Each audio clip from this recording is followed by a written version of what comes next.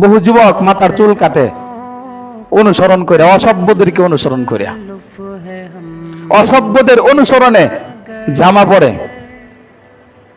অসভ্য নায়ক নায়িকা গায়ক গায়িকা তাদেরকে অনুসরণ করে জামা কাপড় পরে, টুপি পরে। অথচ আল্লাহ তাআলা অনুসরণ করার জন্য একজন রাসূল আমাদেরকে পাঠিয়েছেন। আল্লাহ তাআলা বলেন, লাকাদ কানা লাকুম ফি রাসূলিল্লাহি উসওয়াতুন হাসানাহ।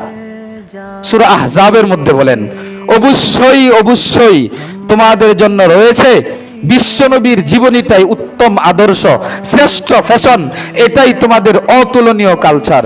এই কালচারের উপরে কোনো কালচার নাই, এই আদর্শের উপরে কোনো আদর্শ নাই। কার আদর্শ? বিশ্বনবী মুহাম্মদুর রাসূলুল্লাহর আদর্শ। লাকাদ কানা লাকুম ফি রাসূলিল্লাহি উসওয়াতুন হাসানাহ। বিশ্বনবীর জীবনীটা আমাদের জন্য ফ্যাশন, কালচার, এটা আদর্শ। তুমি যারা অনুসরণ করলা, নায়ক নায়িকা, সুন্দর চেহারা, হ্যাঁ, যুবকদের ক্রাশ, কিন্তু বিশ্বনবী মুহাম্মদ সাল্লাল্লাহু আলাইহি ওয়াসাল্লাম তিনি আসমান জমিন পূর্বের পরের সবারই ক্রাশ। সুবহানাল্লাহ পড়েন। স্বয়ং আল্লাহ তাআলা নিজেরও ক্রাশ। তুমি কারে অনুসরণ করো? মুসলমানের ছেলে যুবক ওই অসভ্য ছেলেকে অনুসরণ করে মাথার চুল কাটতে পারে না, এটা পারে না, এটা কোনোভাবেই সম্ভব না।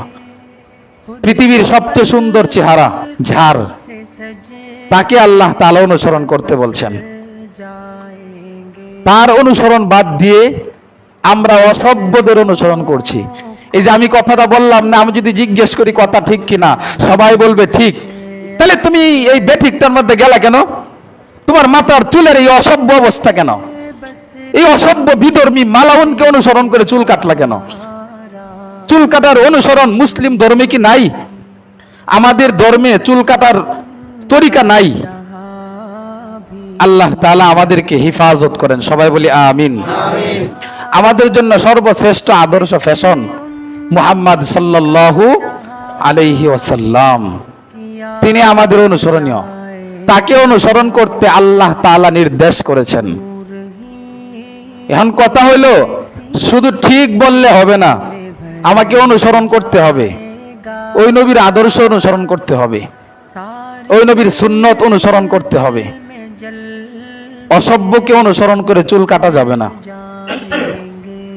যেই ব্যক্তি বলে যে না ঠিক আছে কথা, আবার অসভ্য ওইটাকে অনুসরণ করে মাথার চুল কাটে, এ হইছে অসভ্য আরেক অসভ্য, এটা আরেক অসভ্য পদার্থ। কারণ হলো যারে অনুসরণ করছে ওইটা এক অসভ্য, হ্যাঁ নিজেও জানে। আমি যদি এখানে জিজ্ঞাসা করি আমাদের বাংলাদেশের একজন নায়ক শাকিব খান, একই সভ্য না অসভ্য বলেন তো? হ্যাঁ ভাই, সভ্য না অসভ্য?